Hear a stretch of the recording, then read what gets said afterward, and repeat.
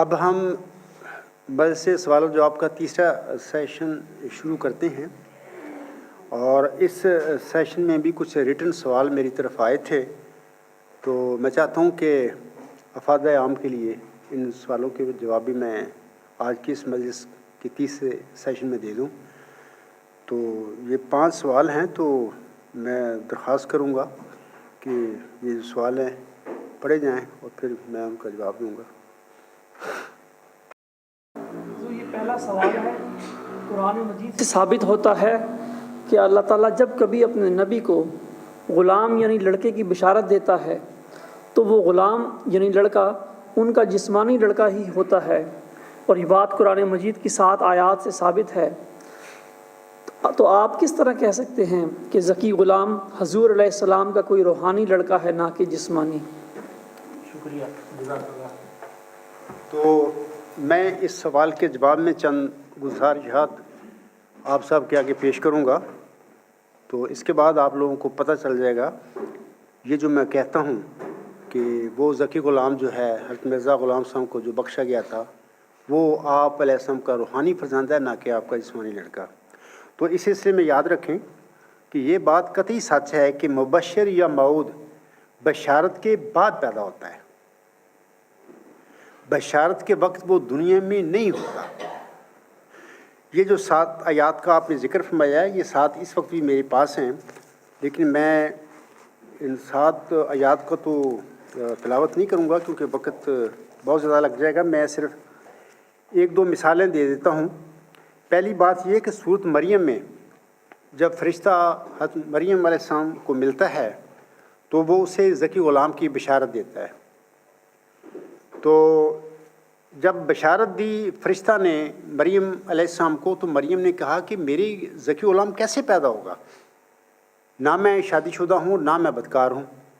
تو فرشتہ نے کہا کہ بالکل آپ کی بات ٹھیک ہے، آپ نے جو فرمایا ٹھیک کہا ہے، لیکن اللہ کہتا ہے کہ میں دوں گا تو وہ دے گا۔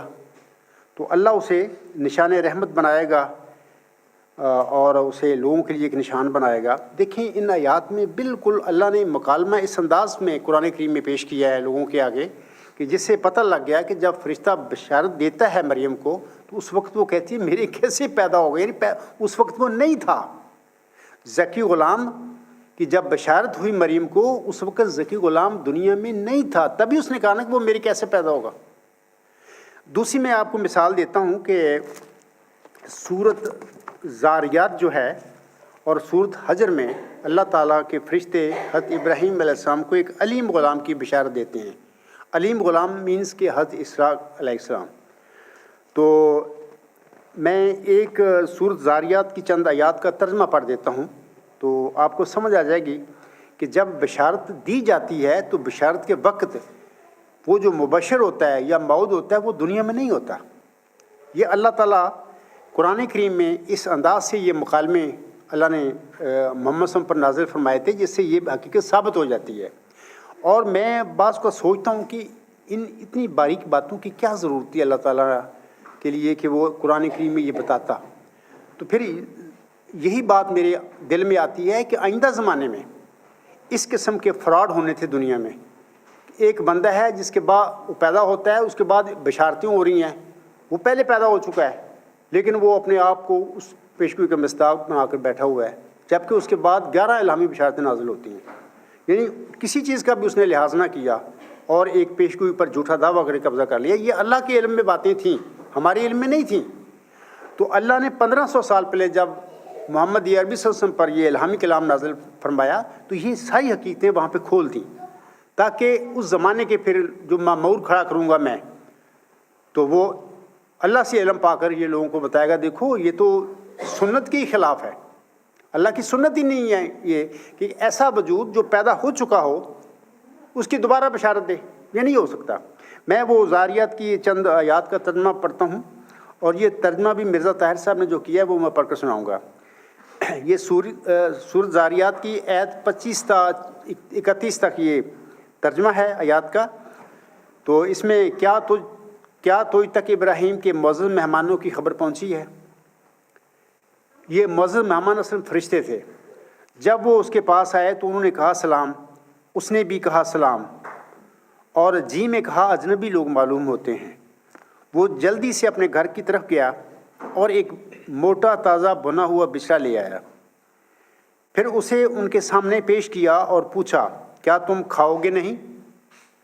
تب اس نے ان کی طرف سے خوف محسوس کیا، ظاہر ہے کہ فرشتے تو کھانا نہیں کھاتے، تو جب انہوں نے کھانا نہیں چکھا، نہیں کھایا، تو وہ ڈر گیا تھوڑا سا، یہ کیا بات ہے، یہ لوگ کھانا نہیں کھا رہے۔ تو انہوں نے کہا ڈر نہیں، اور انہوں نے اسے ایک صاحب علم بیٹے کی خوشخبری دی، یا وبشرہ بغلام علیم، یعنی انہوں نے ایک علیم غلام کی بشارت بخشی۔ اس پر اس کی بیوی آواز بلند کرتی ہوئی آگے بڑھی اور اپنے چہرے پر ہاتھ مارا اور کہا میں ایک بانجھ بڑھیا ہوں۔ انہوں نے کہا اسی طرح ہوگا، تیرے رب نے کہا ہے، یقین وہی بہت حکمت والا اور دائمی علم رکھنے والا ہے۔ یہ جو میں نے پڑھی ہے، ترجمہ پڑھا ہے، ان سے ثابت ہوتا ہے کہ جب حضرت ابراہیم علیہ السلام کو علیم غلام کی بشارت ہوئی، اسی طرح سورۃ الحجر میں بھی علیم غلام کی بشارت ہے، تو وہ اس وقت علیم غلام ان کے گھر میں نہیں تھا، بلکہ سورۃ الحجر میں خود ابراہیم علیہ السلام فرماتے ہیں فرشتوں کو میں تو بوڑھا ہوں، میرے علیم غلام کیسے ہو جائے گا؟ یا سورۃ زاریات میں وہ جو ان کی زوجہ تھی وہ منہ پر ہاتھ مارتی ہے کہ میں بانجھ بوڑھی ہوں، میرے کیسے علیم غلام ہو جائے گا؟ تو وہ بتاتی ہیں کہ نہیں، اللہ کہتا ہوگا تو ہو جائے گا۔ مقصد میرا کہنے کا ہے کہ یہ جو ابھی میں نے کہا ہے، مبشر یا موعود بشارت کے بعد پیدا ہوتا ہے، بشارت کے وقت دنیا میں نہیں ہوتا۔ قرآن اس بات کی تصدیق کرتا ہے میرے اس بیان کی۔ دوسری بات یہ کہ قرآن کریم میں مذکورہ غلام بلا شبہ جسمانی لڑکے تھے۔ مثلاً حضرت ابراہیم علیہ السلام کو حلیم غلام یعنی حضرت اسماعیل السلام کی بشارت ملی۔ حلیم غلام یہ تھا، حضرت اسماعیل السلام جسمانی لڑکا تھا۔ اور علیم غلام جو دو بشارتیں ملتی ہیں زاریات اور سورۃ الحجر میں، تو یہ علیم غلام حضرت اسحاق علیہ السلام تھے، یہ جسمانی لڑکے تھے۔ حضرت زکریا علیہ السلام کو یحییٰ کی خبر ملتی ہے، اور وہ بھی یہی کہتے ہیں جب فرشتے ان کو کہتے ہیں یا اللہ ان کو خبر دیتا ہے، بشارت دیتا ہے، وہ کہتے ہیں میں تو بوڑھا ہوں، میری بیوی بانجھ ہے، یہ کیسے ہوگا یحییٰ؟ تو اللہ نے فرمایا کہ اے زکریا، پیدائش سے پہلے تو کیا تھا؟ ہم نے تجھے بھی تو پیدا کیا نا، تو ہم پیدا کریں گے، تو وہ پیدا ہوا۔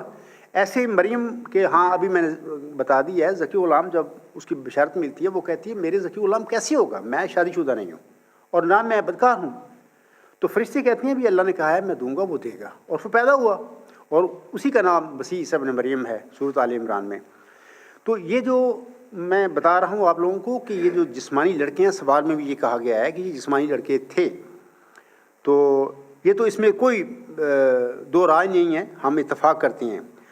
آپ سنیے کہ اگر ذکی غلام کو جو مرزا صاحب وسلم کو ملا چلہ ہوشیارپور میں، اگر ہم اس ذکی غلام کو ملہم کا جسمانی لڑکا تسلیم کریں تو یہ ذکی غلام تو ملہم کے گھر میں بطور جسمانی لڑکا پیدا ہی نہیں ہوا تھا، یہ نہیں پیدا ہوا۔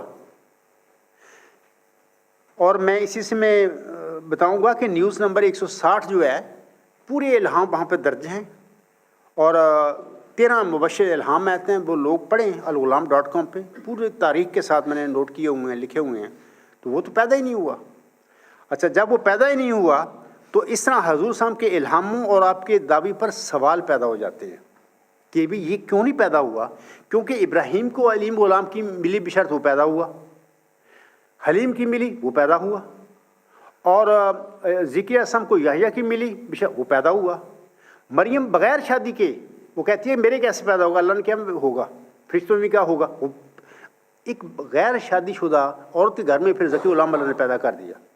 مرزا غلام السلام کو بھی 13 الہامی بشارتیں ذکی غلام کے حوالے سے ہوئیں۔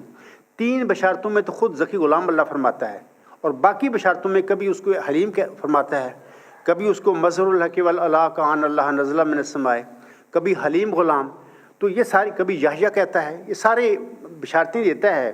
اب سوال پیدا ہوتا ہے کہ حضور صاحب کی جسمانی یعنی نرینہ اولاد 14 جون 1899 کو آخری لڑکا پیدا ہو کے بعد میں ختم ہو گئی۔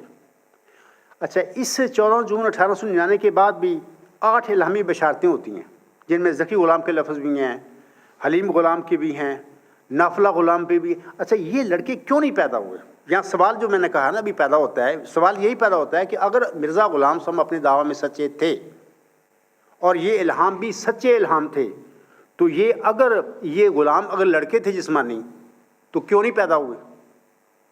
یہ میرا نقطہ ہے، نظر ہے۔ میں یہ کہتا ہوں کہ اسی بیس پہ میں کہتا ہوں کہ مرزا غلام صاحب بالکل سونے کی طرح سچا تھا، اس کے الہام بھی سچے ہیں، لیکن یہ جو وجود ہے اللہ تعالیٰ نے مرزا غلام صاحب کو بطور جسمانی لڑکا نہیں دیا۔ اور یہ بندہ بھی ایک ہے جس کی 13 الہامی بشارتیں ہیں، بندے 13 نہیں ہیں، یہ ایک ہے۔ بار بار اس کی صفات کا ذکر ہے، بار بار اس کا ذکی غلام کے ساتھ بشارت ہوتی ہے۔ یہ ٹھیک ہے، نو ڈاؤٹ کہ قرآن کریم میں جتنے بھی وہ غلاموں کی بشارتیں ہیں وہ جسمانی لڑکے پیدا ہوئے، لیکن یہ بھی یاد رکھیں کہ قرآن کریم میں اللہ تعالیٰ نے لفظ غلام کو صرف جسمانی لڑکا میں استعمال نہیں فرمایا، بلکہ ایک دوسرے معنوں میں بھی استعمال فرمایا ہے۔ مثال کے طور پر سورہ یوسف میں غلام کے متعلق وہ جو کنویں وہ پانی کھینچنے والے تھے، وہ قافلہ والے، وہ جب ان کو ملا لڑکا وہ کہتے ہیں ھذا غلام۔ اب یوسف ان کا جسمانی لڑکا تو نہیں تھا۔ ایسے سورۃ کہف میں حضرت موسیٰ سام اور ایک دوسرا ہوتا ہے آدمی، وہاں پہ بھی ذکی غلام کی بات ہوتی ہے، وہ ان کا جسمانی لڑکا نہیں تھا۔ دس مینس کہ اللہ تعالیٰ نے غلام کا لفظ قرآن کریم میں جسمانی لڑکا کے طور پر بھی استعمال فرمایا، اور Ghulam any youth, any young boy کے مفہوم میں بھی استعمال فرمایا ہے۔ اور اللہ تعالیٰ نے جو نبی تھے قرآن کریم میں جن کا ذکر ہے، ان کو جن غلاموں کی بشارت دی تھی اللہ نے ان کو بطور جسمانی لڑکے دیے۔ تو اگر اللہ چاہے، میرا سوال ہے، اگر اللہ چاہے کسی نبی کو ذکی غلام کی بشارت دے، لیکن کیا اللہ تعالیٰ اس کو any youth, any young boy کے مفہوم میں اگر دینا چاہے تو وہ دے نہیں سکتا؟ جب ہم مرزا غلام صاحب کے ان الہاموں کو دیکھتے ہیں تو ہمیں یہ یقین ہو جاتا ہے کہ مرزا غلام صاحب بالکل سچے تھے، سونے کی طرح سچے تھے، آپ کے الہام بھی سچے ہیں۔ لیکن صرف مقصد یہ ہے کہ اس دفعہ مرزا غلام صاحب پر جو الہامی بشارتیں نازل ہوئیں، ان میں اللہ تعالیٰ نے ذکی غلام کو جسمانی لڑکے کے معنی میں نہیں استعمال فرمایا، ان میں یوتھ کے معنی میں، یعنی ینگ بوائے کے معنی میں استعمال فرمایا ہے۔ جیسا کہ یوسف کے متعلق وہ قافلے والے کہتے ہیں کہ ھذا غلام، یہ معنی جو ہے غلام کا، ایسے اردو میں بھی لفظ غلام ہے، ان معنی میں اللہ تعالیٰ نے اس لفظ کو استعمال فرمایا، ان معنی میں یہ الہامی بشارتیں ہوئیں، اور وہ ظاہر ہے کہ وہ حضرت مرزا غلام صاحب کا کوئی روحانی فرزند ہوگا، جسمانی لڑکا تو ہے ہی نہیں۔ مرزا بشیر الدین محمود احمد کی پیدائش کے بعد 11 الہامی بشارتیں نازل ہوتی ہیں۔ اگر بشیر احمد ہی محمود جو ہے وہ تھا ذکی غلام، مسلم موت تھا، تو وہ 11 بشارتیں تو اگر میں نے ابھی کہا ہے کہ جو چیز انسان کے ہاتھ میں ہوتی ہے جب مل جاتی ہے اس کی دوبارہ بشارت نہیں ہوتی، نہ وعدہ ہوتا ہے۔ تو یہ تو وعدے ہو رہے تھے، بشارتیں ہو رہی تھیں۔ تو اور جب 14 جون 1899 کو حضور صاحب کے گھر میں آخری لڑکا پیدا ہو گیا، چوتھا مبارک احمد، اس کے بعد 8 الہامی بشارتیں ذکی غلام کے حوالہ سے ہوتی ہیں، لیکن کوئی لڑکا مرزا غلام صاحب کے گھر میں پیدا نہیں ہوتا، حتیٰ کہ اللہ تعالیٰ اس کو مسیل مبارک احمد کہہ دیتا ہے۔ تو یہ اللہ تعالیٰ ایک قطعی فیصلہ کر دیتا ہے کہ میں مبارک احمد کے بعد پیدا کروں گا اس کو۔ تو مبارک احمد کے بعد تو حضور صاحب کے گھر میں کوئی جسمانی لڑکا پیدا ہی نہیں ہوا۔ تو یہ جو میں نہیں کہتا، بلکہ الہام جو ہیں مرزا غلام صاحب کے بابانگ بلند، وہ پکار کر کہہ رہے ہیں کہ یہ جو الہام ہے روحانی فرزند کے متعلق ہیں، اور اس وجود نے حضرت مرزا غلام صاحب کی جماعت میں بطور روحانی فرزند پیدا ہونا تھا۔ اور یہ بھی یاد رکھیں کہ اس وجود نے 6-7 نومبر 1907 کو جب آخری الہامی بشارت ہوئی اس کے بعد پیدا ہونا ہے۔ اب سوال پیدا ہوتا ہے کہ لڑکے تو حضور صاحب کے نکل گئے، اس پیشگوئی سے باہر ہو گئے، وہ لڑکا تو ہے ہی نہیں۔ اگر لڑکا ہوتا تو اس لڑکے کی پیدائش کے بعد وہ الہام بند ہو جاتے، تو بند تو ہوئے نہیں۔ اللہ تعالیٰ نے حضور صاحب کے گھر میں لڑکے پیدا کرنے بند کر دیے، لیکن الہامی بشارتیں جاری رکھیں۔ یہ بتا رہی ہیں کہ لڑکے اس پیشگوئی کے دائرہ سے نکل گئے باہر۔ اچھا، اب وہ وجود جو ہے 6-7 نومبر 1907 کے بعد پیدا ہوگا جماعت احمدیہ میں۔ ہاں، یہ ہو سکتا ہے کہ اللہ تعالیٰ چاہے یا چاہتا تو بطور پوتا مرزا غلام صاحب کو دے دیتا، بالکل ٹھیک بات تھی، اللہ کا حق ہے، وہ جس کو چاہے دے دے فضل، اس کا حق ہے۔ اگر چاہتا پرپوتے کے رنگ میں دے دے، اگر وہ چاہے تو پوری ضروریت جو اس کی ہے اس کو ماننے والی وہ جہاں چاہے وہ دے دے، کیونکہ لڑکا کے بارے میں اس نے بتا دیا کہ یہ لڑکا نہیں ہوگا. یہ الہاموں سے ثابت ہوتا ہے. میں نہیں صرف کہتا کہ مرزا غلام صاحب الہامی کلام ہمیں بتاتا ہے. تو میرے کہنے یا نہ کہنے کی بات نہیں ہے، بات مرزا غلام صاحب کے ان الہامات کی ہے، الہامی بشارتوں کی ہے. وہ کیا کہہ رہی ہیں؟ وہ کہہ رہی ہیں کہ وہ حضرت مرزا صلی اللہ علیہ وسلم کا کوئی جسمانی لڑکا نہیں. ظاہر ہے جب جسمانی لڑکا نہیں تو وہ روحانی فرزند ہوگا. ہاں وہ چاہتا اللہ تعالیٰ تو پوتے کے رنگ میں پرپوتے کے رنگ میں دے دیتا. لیکن بہرحال میری خوش نصیبی کہ یہ جو قرہ ہے اس عاجز کے نام پہ نکل آیا. میں تو یہی کہوں گا ذالک فضل اللہ ہے یؤتی من یشاء واللہ ذو الفضل العظیم. تو اللہ کا فضل ہے، وہ جس کو چاہے دے دے. تو میرے خیال میں تو اس کا یہ جواب ہو گیا.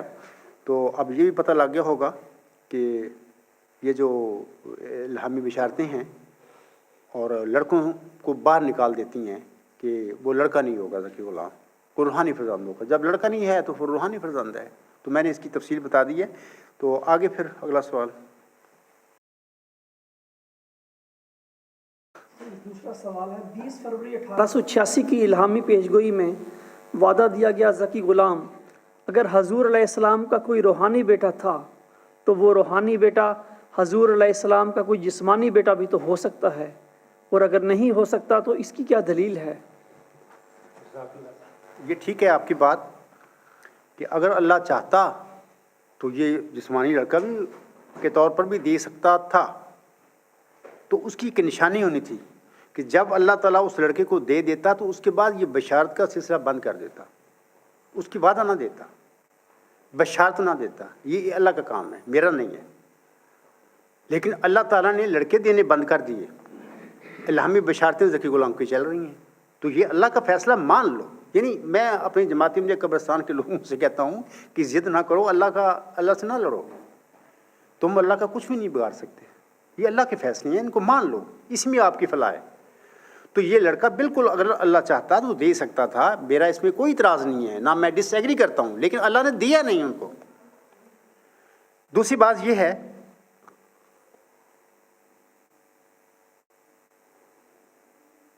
ہاں آپ نے فرمایا ہے سوال میں کہ اگر نہیں ہو سکتا تو اس کی کیا دلیل ہے. وہ دلیل میں آپ لوگوں کو بتاتا ہوں. پہلے سوال کے جواب میں نے بتا دیا بہت کچھ، ابھی بتا دیتا ہوں کہ دیکھیں ذکی غلام حضور صلی اللہ علیہ وسلم کا کوئی جسمانی لڑکا یا بیٹا نہیں ہو سکتا. اس کی وجہ ہے وجہ یہ ہے کہ 14 جون 1899 کے بعد کوئی لڑکا حضور صلی اللہ علیہ وسلم کے گھر میں پیدا ہی نہیں ہوا.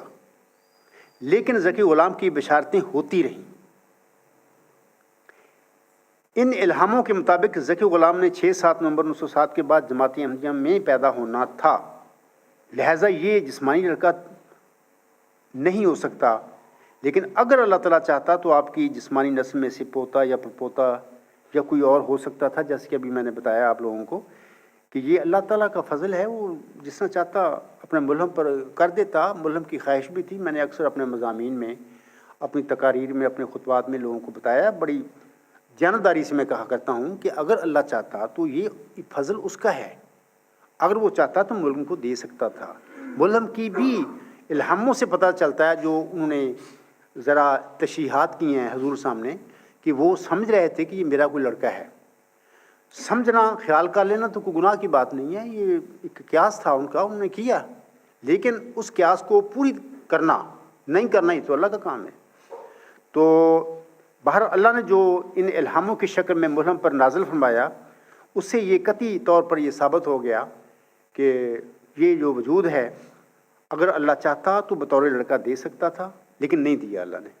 اللہ نے نہیں دیا نا. اللہ کا تو فیصلہ ہے. اس میں تو زید بکر کی بات نہیں ہے. اس میں اللہ کا فیصلہ ہے. جب نہیں دیا تو پھر مان لو. لوگوں کو میں کہوں گا مان لو، اس میں آپ کی بھلا ہے، فلاح ہے.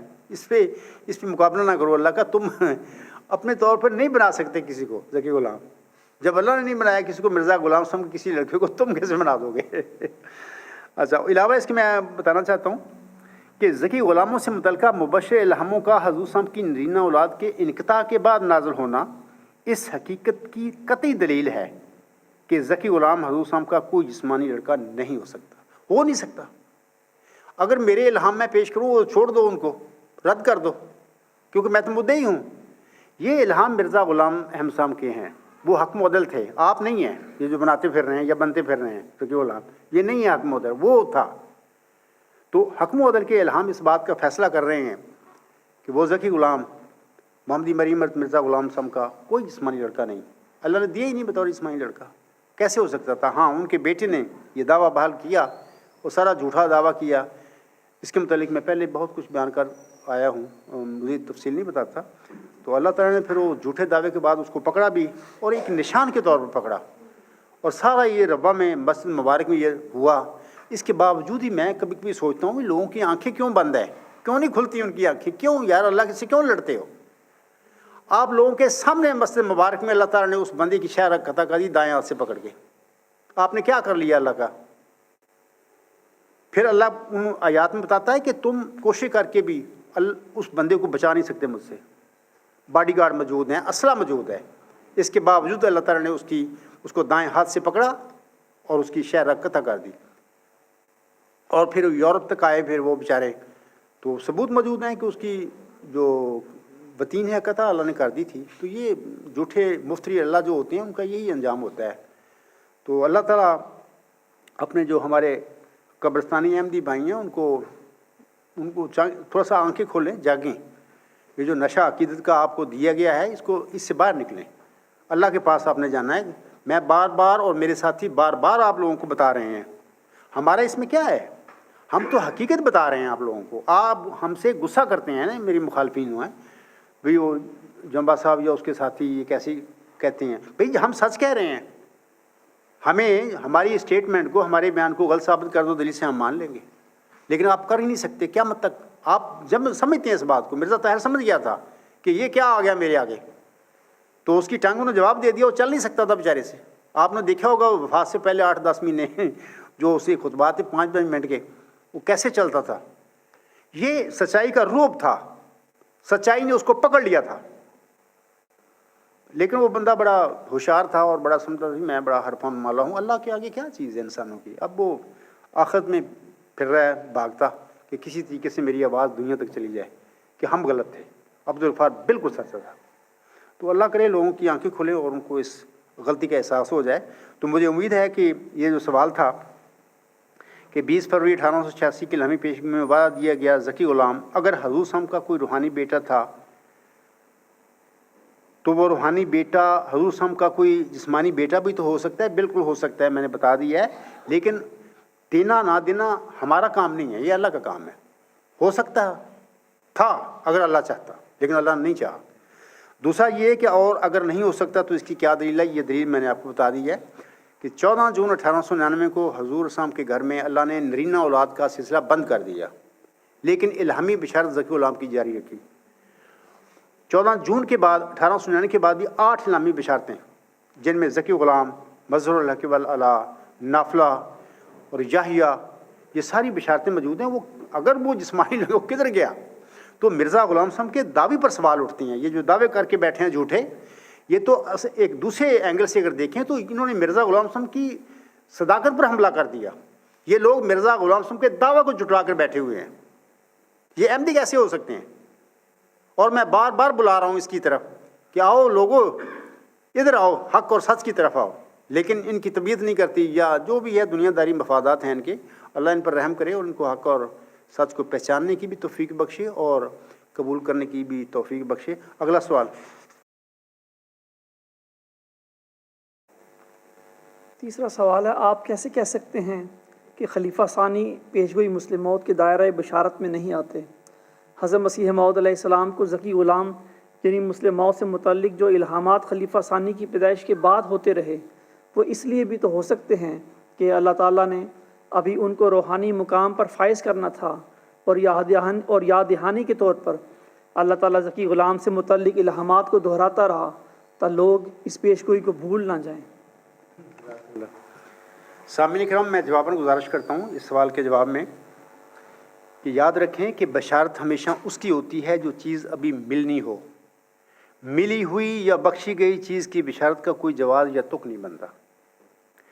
دوسری بات یاد رکھیں کہ قرآن کریم علیم غلام اور یحییٰ غلام کے حوالہ سے بتاتا ہے. میں نے صرف 2 مثالیں پہلے میں نے آپ کو بتائی بھی ہیں، اب بھی دہرا دیتا ہوں کہ بشارت کے وقت یہ غلام ابھی پیدا نہیں ہوئے تھے، بشارت کے بعد پیدا ہوئے تھے. اور میں اپنے گھر کی میں مثال آپ کو دے دیتا ہوں کہ دیکھیں اللہ تعالیٰ نے جب میری شادی ہوئی ہے، میری شادی اکتوبر 1985 کو ہوئی تھی، تو میری شادی کے بعد 1 مہینہ 2 مہینے کے بعد میں نے خواب دیکھی. میں دیکھتا ہوں کہ میرے گھر میں 3 بیٹے اللہ نے مجھے بتایا 3 لڑکے میں دوں گا، اور درمیان والا لڑکا تھوڑا سا ڈفرینٹ مزاج ہوگا اس کا نا. تو میں نے پھر اپنی بیگم کو بھی بتایا اور لوگوں کو بتایا، گواہ موجود ہیں اس وقت. میں آپ لوگوں کو بتانا چاہتا ہوں کہ یہ لڑکے پھر گھر میں میرے پیدا ہوئے. پہلا پیدا ہوا، پھر دوسرا پیدا ہوا، اور پھر تیسرا پیدا ہوا، اور اسی طرح پیدا ہوئے جس طرح خواب میں مجھے دکھائے گئے تھے. اور درمیانہ والا لڑکا بھی اس کا مزاج ڈفرینٹ ہے اپنے بھائیوں سے. تو میں آپ لوگوں کو بتاتا ہوں کہ یہ تینوں لڑکے جب پیدا ہو گئے، ان کی کوئی بشارت نہیں، اس کے بعد مجھے کوئی نہیں ملی. دیکھو نا، ایک مثال ہونی چاہیے نا. پیدا ہونے سے پہلے اللہ نے بشارت دے دی خواب کے رنگ میں، جب وہ بچے پیدا ہو گئے اس کے بعد کوئی بشارت نہیں کسی کی. تو یہ مثال میں اپنے گھر کی دے رہا ہوں کہ جب کسی بچے کی اللہ بشارت دیتا ہے تو اس کی پیدائش کے بعد وہ بشارت نہیں ہوتی پھر اس کی. علاوہ اس کے میں آپ لوگوں کو بتاتا ہوں کہ مبشر یا موعود وجود کے پیدا ہونے کے بعد بطور یاد دہانی اس کی بشارت قرآن کریم کے مطابق ثابت نہیں ہوتی. مثال کے طور پر علیم غلام کے بارے میں اور یا ذکی غلام کے بارے میں ابھی میں نے پڑھ کر سنایا آپ لوگوں کو کہ جب یہ بچے پیدا ہو گئے تھے اس کے بعد ان کی یاد دہانی کے طور پر قرآن کریم میں کوئی مثال نہیں ملتی. میں نے تو مثالیں دے دی ہیں نا کہ جب فرشتے آئے علیم غلام کی بشارت دی تو ابراہیم علیہ السلام بھی فرماتے ہیں میں بوڑھا ہوں، اور ان کی زوجہ بھی کہتی ہے میں بانجھ بوڑھیا، میری کیسے علیم غلام ہو. میں ثبوت دے رہا ہوں قرآن سے کہ جی اس وقت نہیں تھے، انہوں نے شور ڈال دیا ہمارے کیسے ہوں گے، ہم تو بوڑھے ہیں اور بانجھ ہیں. یہ جو سوال کرنے والے ایسے لوگ ہیں نا بطور یاددانی، وہ مجھے قرآن کریم میں سے ان پر فرض بنتا ہے کہ ایک مثال دے دیں کہ علیم غلام کی بشارت تھی، علیم غلام اسحاق کے رنگ میں پیدا ہو گیا، پھر اس کی یاد دہانی کے طور پر اللہ نے بشارت کی، آپ دکھا دیں میں مان لوں گا. یا روحانی، یہ بھی کہا گیا ہے کہ روحانی مقام پر فیض کرنا، یہ بھی آپ جیسے کہ میں قرآن سے مثال دے رہا ہوں، آپ بتا دیں کہ حلیم غلام کے پیدا ہونے کے بعد یا علیم غلام کے پیدا ہونے کے بعد یا یحییٰ کے پیدا ہونے کے بعد یا ذکی غلام کے پیدا ہونے کے بعد اللہ نے ان کی پھر بشارتیں دی. وہ بشارتیں ایسی تھیں کہ ان کے روحانی مقام پر فیض کرنے کے حوالے سے تھیں، مجھے دیں میں مان لوں گا. نہیں ہیں، یہ ساری اپنی جمع تفریق ہے لوگوں کی ایک جھوٹ کو سچ بنانے کے لیے. لیکن میں آپ لوگوں کو بتاؤں گا کہ یہ جھوٹ ہے، یہ نہیں سچ بن سکے گا. اللہ سے نہ لڑو، یہ اللہ کے فیصلے ہیں. تو آگے میں آپ لوگوں کو پھر اور بتاتا ہوں. مبشر یا موعود وجود کے پیدا ہونے کے بعد یہی معاملہ سامعین کرام روحانی مقام پر فیض ہونے سے متعلقہ بشارتوں کا ہے، جس کی میں نے ابھی تفسیر کی ہے، تشریح کی ہے. قرآن کریم سے ایسی کوئی ایک مثال بھی نہیں ملتی. اور اسی طرح خلیفہ ثانی کی پیدائش کے بعد ذکی غلام کی بشارتیں جو نازل ہوتی رہیں بلہم پر، وہ اس بات کی قطعی دلیل ہے کہ اللہ تعالیٰ نے بشیر الدین محمود کے رنگ میں تو یہ ذکی غلام اللہ نے میرا سب کو دیا ہی نہیں تھا. تو بطور یاد دہانی قرآن کریم سے ہمیں یہ چیزیں ملتی نہیں ہیں. اگر مل جائیں تو پھر کوئی بحث ہی نہیں ہے ہماری، تو پھر ثابت ہو جائے گا سوال جو کیا ہے سوال کنندہ نے، تو پھر ویلڈ بن جائے گا جب قرآن سے ہمیں ایک دلیل مل جائے گی. میں جو باتیں کہتا ہوں کہ جب بشارت ہوتی ہے تو اس وقت مبشر یا موعود نہیں ہوتا، میں دلیل دیتا ہوں قرآن سے. اور جو سوال کرنے والے اسی قسم کے لوگ ہیں جماعتی امیر قبرستان سے ان کا تعلق ہے، تو جناب آپ قرآن سے ایک مثال دے دیں، اس کے بعد ہماری دلیل میں خاموش ہو جاؤں گا. لیکن یہ اپنے پاس یہ ڈرامے نہ کریں. اللہ تعالیٰ آپ کو سمجھ دے. تو ٹھیک ہے، اس کا جواب ہو گیا. اگلا سوال. سوال ہے، حضرت مسیح موعود علیہ السلام فرماتے ہیں کہ خلیفہ کے معنی جانشین کے ہیں، اور رسول کا جانشین حقیقی معنوں کی روح سے وہی ہو سکتا ہے جو رسول کے کمالات اپنے اندر رکھتا ہو. انبیاء و مرسلین کا عظیم الشان کمال ہی یہ ہوتا ہے کہ وہ غیب سے خبریں پاتے ہیں، یعنی انہیں وحی و الہام ہوتے ہیں. آپ کا دعویٰ ہے کہ آپ اللہ تعالیٰ کے خلیفہ اور مسلم موعود ہیں. کیا آپ اپنے الہامات کی تفصیل اور نبیوں اور رسولوں والے کمالات کی تفصیل بیان کر سکتے ہیں؟ جزاک اللہ.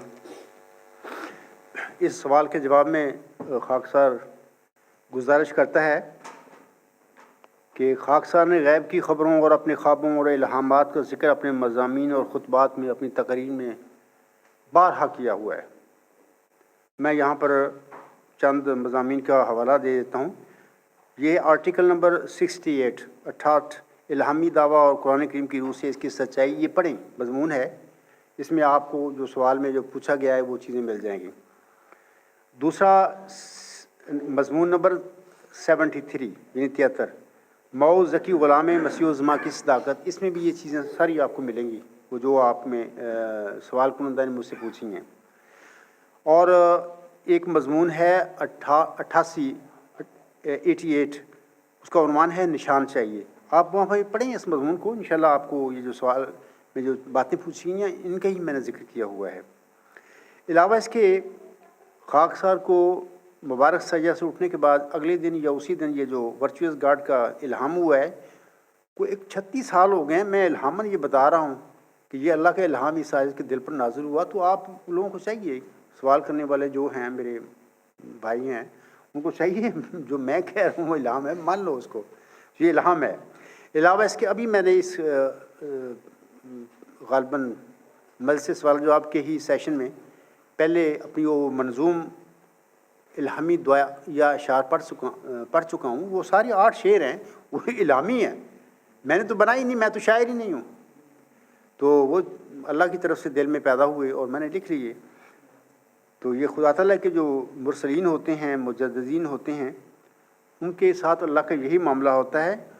اور میں آپ لوگوں کو یہ بھی بتا دیتا ہوں کہ اگر اس ورچوئس گارڈ کے علاوہ اور منظوم الہامی دعا کے علاوہ مجھ پر کچھ بھی نازل نہ ہوتا تو میرے لیے تو یہی کافی تھا۔ باقی اگر الہامات میں بتاتا ہوں، لا ریب فیہ ھذا من فضل ربی، ابھی ذکر کیا ہے، یہ تو ایکسٹرا اللہ کا فضل ہے مجھ پر ایسی تسکین قلب کے لیے، ورنہ تو ضرور اللہ تعالیٰ نے اس میں سارا کچھ کر دیا۔ منظوم جو دعا دی مجھے، اس میں ہی اللہ نے سب کچھ دے دیا۔ اور ورچوئس گارڈ کا ایک ایسا الہام ہے کہ وہ ایسا ایسا ان شاء اللہ تعالیٰ میں بتاؤں گا آئندہ زمانے میں، میں زیادہ اسی طرف میں زور دے رہا ہوں۔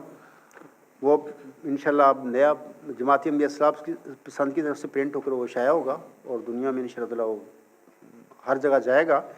تو وہ ایسی چیز ہے کہ اس میں تو اللہ تعالیٰ نے سارا کچھ ہی دے دیا ایک بندے کو۔ تو باقی تو اللہ کا فضل ہے، وہ گاہے بگاہے اگر اور بھی باتیں بتاتا رہتا ہے، کیونکہ اس کی تسلی اور اس کی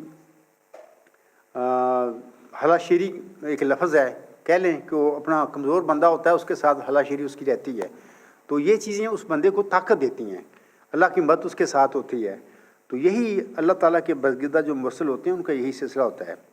اور یہ بھی یاد رکھیں کہ کسی مدعی کے الہامات اس کے دعوے کی سچائی کے لیے حجت نہیں ہوتے، یہ بات میں پہلے بھی کہہ چکا ہوں، اب بھی بتاتا ہوں، بلکہ حجت کے لیے علمی دلائل ہوتے ہیں۔ قرآن کریم جیسی عظیم و شان بحی کو مکہ کے عاصم کے مخالفین نے پریشان خوابیں کہہ دیا تھا۔ اس جیسا الہام قرآن کریم جیسا نہ پہلے نازل ہوا کسی نبی پر، نہ آئندہ قیامت تک ہوگا، نہ عاصم کے علاوہ کوئی ایسا وجود ہو سکتا ہے کہ جو اس قسم کی عظیم و شان وحی کو برداشت کر سکے۔ یہ عاصم کا ہی جگرا تھا جنہوں نے اس وحی کو برداشت کیا۔ اس وحی کو، عظیم و شان وحی کو بھی مخالفوں نے پریشان خوابیں کہہ دیا۔ تو یہ جو وحی کی باتیں ہیں، الہام کی باتیں ہیں، ٹھیک ہے ضروری ہوتی ہیں، اللہ تعالیٰ دیتا ہے، لیکن اسی قسم کی وحی یا اتنی ہی وحی جس کی ملہم کو ضرورت ہوتی ہے اپنے بندے کو، وہ دیتا ہے اللہ تعالیٰ۔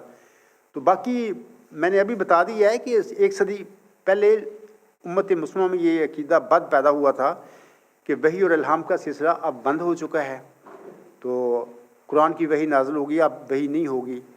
تو اس زمانے میں میرے آقا حضرت مرزا غلام صاحب پر اللہ تعالیٰ نے وحی مسلسل اتاری، اور اس بد عقیدے کی کلا کما کرنے کے لیے۔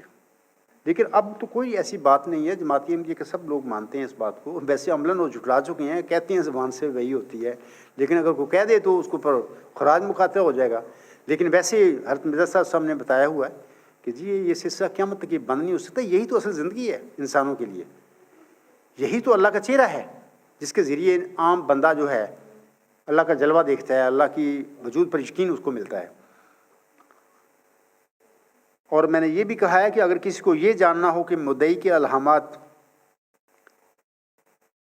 سچے ہیں یا وہ اپنے پاس سے بناتا ہے، تو ابھی میں نے بتایا ہے کہ ایک الہام ہی اگر وہ جھوٹا بنائے گا تو اللہ تو اس کو پکڑ لے گا، جیسا کہ بشیر الدین محمود احمد کے حوالہ کے میں نے بتایا ہے کہ اللہ نے اس کو پھر پکڑا کے پھر اس کو ثابت کر دیا کہ یہ مفتری اللہ ہے، بندہ خود بناتا ہے۔ بہت سارے الہام انہوں نے دیے، اپنے انجام کے متعلق بھی میرا انجام بڑا بخیر ہوگا، میں نے اکثر اپنی تقاریر میں خطبات میں بذان میں لکھا ہے، لیکن ان کا انجام کیا خاک اچھا ہوا۔ وہ چاقو لگنے کے بعد شہر جو قطع ہوئی تھی اس کے بعد وہ 10-12 سال وہ بستر مرگ پر ایڑیاں رگڑتے رہے یار، یا کیا عظیم و شان جو مسلم ہوتے ہیں ان کا اینڈ یہ ہوتا ہے۔ پھر مرزا غلام صاحب نے فالج کو دکھ کی مار قرار دیا اپنی کتابوں میں، انجام آتم میں یہ حوالہ ہے، وہ وطین قطع ہونے کے بعد ہی ان کو وہ فالج ہو گیا، اور میں نے بارہا ان کے حوالے بھی پیش کیے ہیں۔ تو یہ اپنا تفصیل میں اس کی چھوڑتا ہوں، ابھی بھی میرے پاس ہیں لیکن پڑھوں گا تو پھر وقت کافی لگ جائے گا۔ تو میں لوگوں کو بتانا چاہتا ہوں کہ اگر ایک جھوٹا آدمی ایک بھی الہام اپنے پاس سے بناتا ہے تو اللہ تعالیٰ کی غیرت کا تقاضا ہوتا ہے کہ یہ جھوٹا میرے نام پر یہ الہام بنا رہا ہے، اللہ نہیں اس کو چھوڑتا۔ تو یہ اللہ تعالیٰ کسی کا رشتہ دار نہیں ہے کہ جھوٹے الہام اگر عبدالغفار جمعہ نعوذ باللہ بنا رہا ہے تو اس کو چھوڑ دیا اس نے، نہیں، وہ میرے بنائے ہوئے نہیں، اللہ کے ہیں وہ۔ تو جس نے بنائے تھے وہ بھی تم سب کے سامنے تاریخ احمدیت کا واقعہ ہے کہ اللہ نے اس کو پکڑا نماز عصر کے بعد، تو اس کو عبرت کا نشان بنا دیا۔ تو میں سمجھتا ہوں کہ یہ کافی ہے، اور علاوہ اس کے میں آپ لوگوں کو بتانا چاہتا ہوں کہ ابھی میں نے حوالہ یہ پڑھا تھا کہ امام الزمان جو ہوتا ہے اس کو الہاموں کی بجائے دلائل کی، علمی دلائل کی ضرورت ہوتی ہے۔ ابھی میں نے وہ تجلیات الہیہ یا اپنی کس کتاب کا حوالہ تھا میں نے پڑھا ہے، تو اللہ تعالیٰ اسی چیز کو دیتا ہے اپنے بندے کو جس کی اسے ضرورت ہوتی ہے۔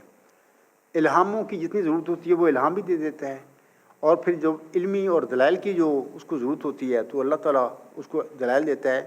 اور وہ جو موعود شخص ہے ذکی غلام، اس کے متعلق تو اللہ کا وعدہ یہی ہے کہ میں علم اور حکمت سے بھروں گا اس کو، جیسا کہ اللہ فرماتا ہے وہ سخت ذہین و فہیم ہوگا اور دل کا حلیم، اور علوم ظاہری و باطنی سے پر کیا جائے گا۔ یہاں پر یہ نہیں کہا کہ الہاموں سے پر کیا جائے گا، یہاں پر اللہ فرماتا ہے علوم ظاہری و باطنی سے پر کیا جائے گا، اور وہ 3 کو 4 کرنے والا ہوگا۔ ملم لکھتا ہے، اس کی معنی سمجھ میں نہیں آئے، دوشنبہ ہے مبارک دوشنبہ، فرزند دل بند گرامی ازمان، مظہر الاول والآخر، مظہر الحق والعلا، کان اللہ نزل من السماء۔ یہ ساری علمی کہانی ہے، علم و معرفت کی باتیں ہیں۔ اور خاکسار نے پچھلے دنوں غالباً 8 اپریل، 15 اپریل اور 22 اپریل کے جو خطبات ہیں میرے، وہ خالصتاً علمی موضوع پر ہیں، علم و معرفت میں کمال کی حقیقت کیا ہے۔ تو یہ ساری باتیں، میں تو ان پڑھ آدمی ہوں اور مذہب کی دنیا کا ان پڑھ ہوں، اور علم و معرفت میں بھی میں تو نہیں جانتا تھا، یہ سارا اللہ کا فضل ہے جو میرے شامل حال ہوا۔ اللہ نے اپنا چہرہ دکھایا مجھے، جیسا کہ وہ فرماتا ہے وَلَا يُحِيطُونَ بِشَيْءٍ مِّنْ عِلْمِهِ إِلَّا بِمَا شَاءَ۔ کوئی بھی انسان میری ذات کا علم نہیں لے سکتا، جتنا میں کسی کو چاہوں اپنی ذات کا علم دینا وہ میں دے دیتا ہوں، اس سے آگے وہ اپنی عقل سے لے ہی نہیں سکتا۔ تو یہ ساری باتیں جو میں بتاتا ہوں، اور یہ اس بات کی تصدیق کرتی ہیں کہ یہ سارا اللہ کا فضل ہے، اس عاجز کے شامل حال ہوا، اور اللہ نے اپنا جلوہ اس عاجز پر کیا، اور فضل ہے اس کا سارا، اس میں میری کوئی باتوں کا، میری کوششوں کا کوئی دخل ہی نہیں ہے۔ تو ایسے ہی اللہ تعالیٰ کرتا ہے اپنے رسولوں اور نبیوں کے ساتھ، تو یہ واقعہ میرے ساتھ بھی اس طرح ہوا ہے۔ تو میرے خیال میں اگلا سوال۔ یہ 5واں سوال ہے، بعض دوست یہ اعتراض کرتے ہیں کہ آپ نے اپنے بعض بیانات میں اپنے آپ کو نبی کہا ہے اور بعض میں نبی ہونے سے انکار کیا ہے، کیا آپ اس کی وضاحت کر سکتے ہیں؟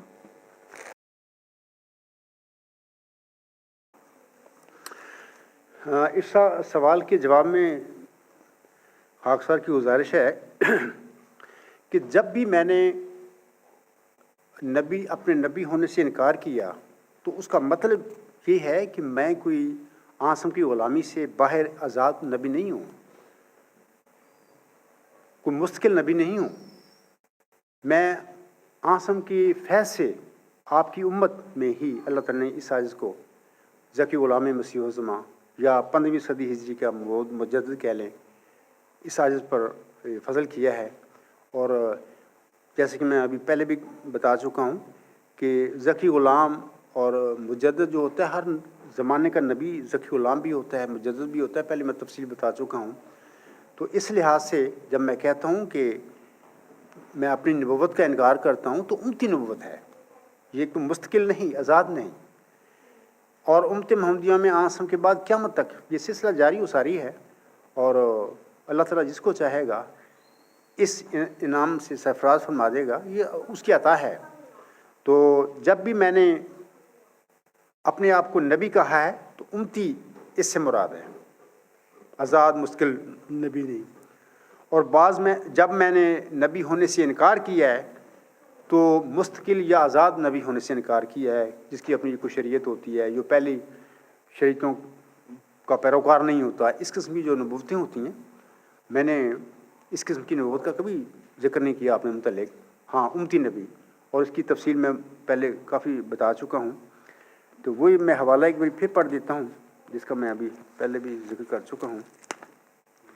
حضور علیہ السلام فرماتے ہیں، یہ تجلیات الہیہ روحانی خزائن جلد 20 صفحہ 401 حاشیہ۔ آپ علیہ السلام فرماتے ہیں، نبی کے لفظ سے اس زمانہ کے لیے صرف خدا تعالیٰ کی یہ مراد ہے کہ کوئی شخص کامل طور پر شرف مکالمہ اور مخاطبہ الہیہ حاصل کرے اور تجدید دین کے لیے مامور ہو۔ یہ نہیں کہ کوئی دوسری شریعت لاوے، کیونکہ شریعت آہسم پر ختم ہے، اور حضرت صلی اللہ علیہ وسلم کے بعد کسی پر نبی کے لفظ کا اطلاق جائز نہیں جب تک اس کو امتی بھی نہ کہا جائے، جس کی یہ معنی ہے کہ ہر ایک انعام اس نے حضرت صلی اللہ علیہ وسلم کی پیروی سے پایا ہے، نہ براہ راست۔ یہ سارا میں پھر بتا دینا چاہتا ہوں آپ لوگوں کو کہ اللہ کا فضل ہے اور محمدی عربی وسلم کی برکت ہے، اور محمدی مرزا غلام احمد صاحب کی دعا کا نتیجہ ہے یہ سارا۔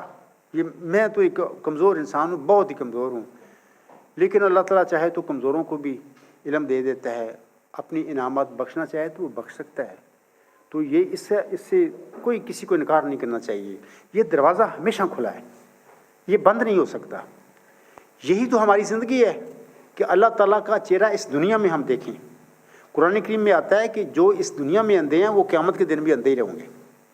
اسی دنیا میں دعا کرنی چاہیے کہ اللہ تعالیٰ کا چہرہ ہمیں نظر آ جائے۔ اللہ کا چہرہ نظر اسی طرح آتا ہے کہ اللہ تعالیٰ کلام کرتا ہے اپنے بندے سے، اور اللہ تعالیٰ کا کلام کرنا ہی اس کو دیکھنا ہے دل کی آنکھوں سے۔ تو یہ فضل ہے، اور یہ قیامت تک جاری و ساری ہے۔ دنیا میں لوگ نفس کے ساتھ پیدا ہوتے ہیں، نفس انسانوں کو گمراہ کرتا ہے، برائیاں کی طرف لے جاتا ہے، خواہشیں پیدا ہوتی ہیں، بگاڑ۔ 100 سال میں ہم دیکھتے ہیں کہ حضرت مرزا غلام صاحب کے بعد احمدیت کا کیا ہو گیا۔ ابھی بھی لوگ کہتے ہیں کہ کسی مجدد کی کیا ضرورت ہے یا مجددیت بند ہوگی۔ دیکھیں، اللہ تعالیٰ ہی گمراہ قوموں کو ہدایت کی طرف لایا کرتا ہے، اور اس کا یہی طریقہ ہے کہ اس قوم میں سے اللہ تعالیٰ کسی فرد کو چنتا ہے، اور وہ اللہ کی دلوں پر نظر ہوتی ہے، تو پھر اس بندے کو چن کر پہلے خود ہدایت اس کو دیتا ہے، تو پھر وہ ایک قسم کا مادی بن جاتا ہے، یعنی وہ ہدایت آگے پھیلاتا ہے، لوگوں کو دیتا ہے۔ تو یہ سلسلہ ہے، جب تک انسان نفس کے ساتھ پیدا ہوتے رہیں گے اس دنیا میں تو یہ سلسلہ بھی جاری رہے گا، اور قیامت تک ہم نہیں کہہ سکتے کہ کوئی ایسا لمحہ بھی آ جائے گا کہ نفس کے بغیر پیدا ہونا شروع ہو جائیں گے۔ وہ تو فرشتے ہو جائیں گے نا، پھر جب نفس کے بغیر پیدا ہوں گے تو وہ فرشتے ہوں گے۔ فرشتے تو غلطی کر ہی نہیں سکتے، نہ اللہ کی نافرمانی کرتے ہیں، نہ وہ لڑائی جھگڑا کرتے ہیں، تو یہ چیزیں ختم ہو جاتی ہیں نفس کے ختم ہونے کے ساتھ، لیکن ممکن نہیں ہے۔ یہ ٹرائل ہے، دنیا ہے، آزمائش کا گھر ہے۔ نفس لگا کے اللہ نے انسانوں کو کھلا چھوڑ دیا، گڈ اینڈ بیڈ بتا دیا، بھی یہ اچھا چیز ہے، یہ کام کرو، یہ نہ کرو۔ تو یہ ٹرائل سے پھر نفس جو ہے انسان کو گمراہیوں کی طرف لے جاتا ہے، اور ان گمراہیوں کی میں جب لوگ پڑ جاتے ہیں تو ان گمراہیوں سے نکالنے کے لیے اللہ تعالیٰ اپنے بندے معمور فرماتا ہے۔ تو یہ سلسلہ قیامت تک چلا جائے گا۔ تو میرے خیال میں اس سوال کا جواب آ گیا ہے کہ جہاں پر بھی میں نے اپنے نبی ہونے کا انکار کیا ہے وہ اس معنی میں کیا ہے کہ میں کوئی صاحب شریعت نبی نہیں ہوں، نہ میں کوئی مستقل نبی آزاد نبی ہوں، میں تو محمدی عربی وسلم کا غلام ہوں۔ ان کی غلامی میں یہ فیض، ان کی برکت مجھے نصیب ہو گئی ہے، اور اللہ نے مجھے امتی نبوت پر کھڑا کر دیا۔ اور جب میں کہتا ہوں اپنے بارے میں کہ اللہ نے مجھے بنایا ہے، تو یہ دیکھیں کہ میں نے جہاں بھی کہا ہوگا امتی کہا ہوگا ساتھ. اب سوال میں تو نہیں کہا گیا، لفظ نہیں استعمال کیا، لیکن آپ دیکھ لیں وہاں پہ میری تحریریں دیکھیں، میرے تقاریر دیکھیں، جہاں پر بھی اپنے نبوت کے متعلق میں نے بات کی ہوگی میں نے ساتھ امتی کہا ہوگا. تو بات جب سوال کیا جائے تو پوری بات کی جائے تو یہ اچھا ہوتا ہے. تو بہرحال پھر میں کہہ دیتا ہوں کہ میں نے کبھی بھی امتی نبوت ہونے اپنے نبی ہونے سے کبھی انکار نہیں کیا، کیونکہ میں نے بتا دیا ہے کہ ہر زمانے کا نبی ذکی غلام بھی تھا اور مجدد بھی تھا. تو آسم کے بعد پھر یہی ذکی غلام، یہی مجدد جو ہیں سارے یہ امتی نبی ہیں. تو اس کا میں نے کبھی نہیں انکار کیا. امید ہے سوال کی مدعا کو پتہ لگ گیا ہوگا، اپنے سوال کا جواب مل گیا ہوگا. یہ میرے خیال میں آخری سوال تھا، اس کے بعد تو پھر سوال ختم ہو گئے ہیں. تو ہم اس کے ساتھ ہی اپنی یہ نشست جو ہے تیسرا سیشن وہ بھی ختم کرتے ہیں.